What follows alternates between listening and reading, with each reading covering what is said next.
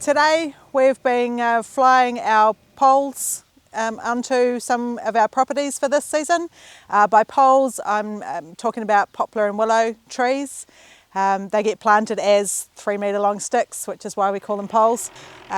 We generally have to fly a lot of those on simply because of the areas that we're working in. It's unstable ground. We're doing it during winter, so it's incredibly wet, incredibly muddy, and it can be difficult to get our trees out onto site. Each year on average we're planting between 25 and 30,000 poplars and willows, and we're doing around about 300,000 seedlings, with most of that being natives. I think last year we planted 250,000 natives under our programs. So the reason that Greater Wellington is involved in this is the impact on water quality that it has. The more land that we can stop from eroding or minimise the erosion on, the more land that we can put back into bush.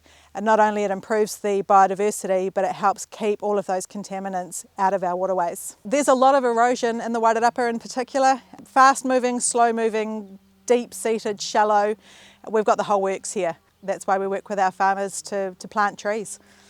Yeah, so a question we do actually get asked a lot is why are we planting poplars and willows? Why aren't we planting other things? Basically, they are the most appropriate species that we have for deep-seated, fast-moving earth movements.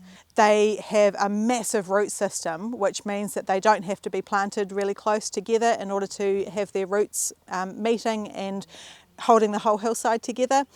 We can actually plant them at 12 to 15 metre spacings so that pasture can be maintained underneath, and they will effectively hold the hillside at those spacings. Their root systems will meet and hold those hillsides. Where we've got areas that are slumpy, moving, but still really productive land, they are our best tool. For other areas where we can retire that land from grazing completely, so for example a really steep gully or a really nasty face that just doesn't really produce much, we can retire that fully from grazing and we can plant that in natives. Most of our seedlings are natives.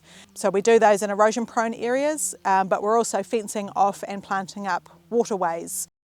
To find out more about Greater Wellington's erosion prevention activities, go to our website.